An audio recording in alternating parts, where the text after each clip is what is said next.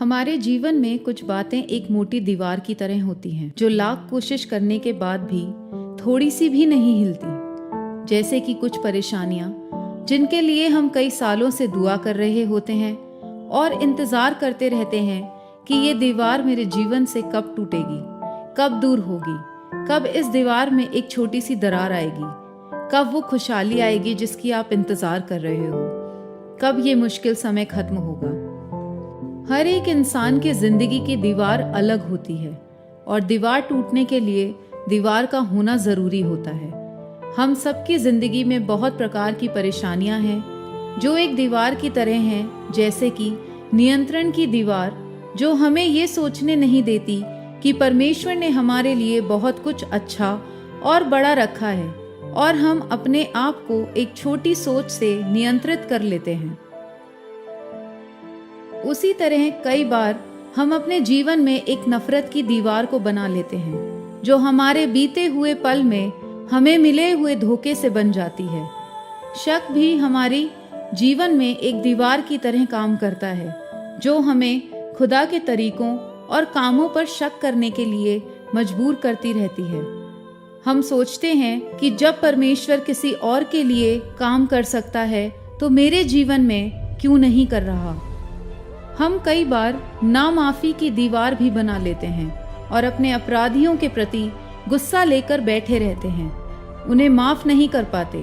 ऐसे ही बहुत प्रकार की दीवारें हम अपने जीवन में खड़ी कर लेते हैं, कभी जानते हुए और कभी अनजाने में।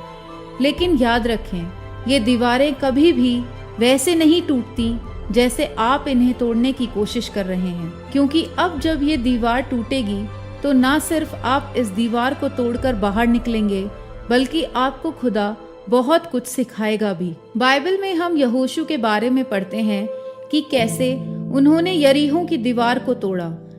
यहोशू और उसकी सेना 6 दिन तक प्रार्थना और आराधना करते रहे कि वो दीवार टूट जाए, लेकिन कुछ नहीं हुआ। ठीक 7वें दिन, जो परमेश्वर के समय के अंदर था और उसकी मर्जी के अनुसार था, वो दीवार टूटी और यहोशू ने वो राज्य जीत लिया जिसके लिए उस दीवार का टूटना बहुत जरूरी था।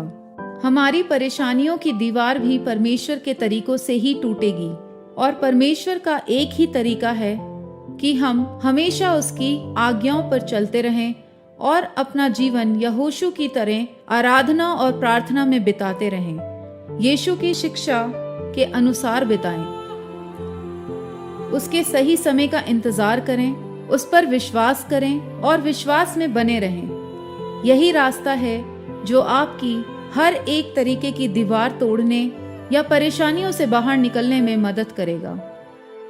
और क्योंकि परमेश्वर आपको आज्ञाओं पर चलना सिखाते हैं, इसलिए वो आपको इंतजार कराते हैं और इंतजार करना हमारे लिए बहुत अच्छा होता है, क्योंकि बाइबल हमें बताती है, यशायाह नबी की किताब 30 उसकी 18वीं आयत में, कि तो भी यहोवा इसलिए विलंब करता है कि तुम पर अनुग्रह करे और इसलिए ऊंचा उठेगा कि तुम पर दया करे, क्योंकि यहोवा न्यायी परमेश्वर है।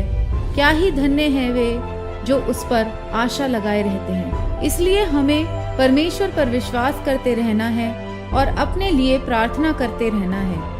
जैसे कि दाऊद भजन संहिता 25 उसकी 5 में लिखता है कि मुझे अपने सत्य पर चला और शिक्षा दे, क्योंकि तू मेरा उद्धार करने वाला परमेश्वर है। मैं दिन भर तेरी ही बाट जोता रहता हूँ। और इसी तरह गलातियों की पुस्तक 5 उसकी 5वीं आयत में भी वो हमसे कहता है, क्योंकि आत्मा के कारण हम विश्वास से आशा की हुई धार्मिकता की बाट जोते हैं।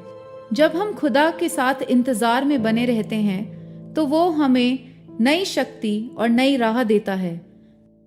इंतजार परमेश्वर की शांति और शिक्षा हर एक बड़ी बड़ी और मोटी से मोटी दीवार को गिरा सकती है। खुदा हमें सिखाता रहता है और बड़ी बड़ी परेशानियों से बाहर निकालने में हमारी मदद करता रहता है। आइए हम प्रार्थना करें।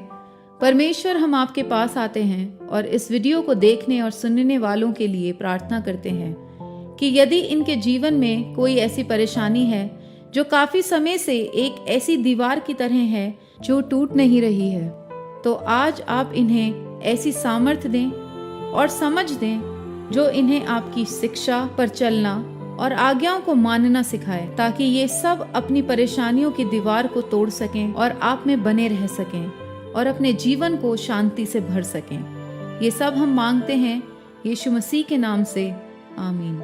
हम आशा करते हैं कि इस वीडियो से आपको आशीष मिली है। अगर आपके पास कोई भी प्रार्थना के विषय हैं तो नीचे कमेंट बॉक्स में लिख सकते हैं। परमेश्वर आपके साथ हमेशा है।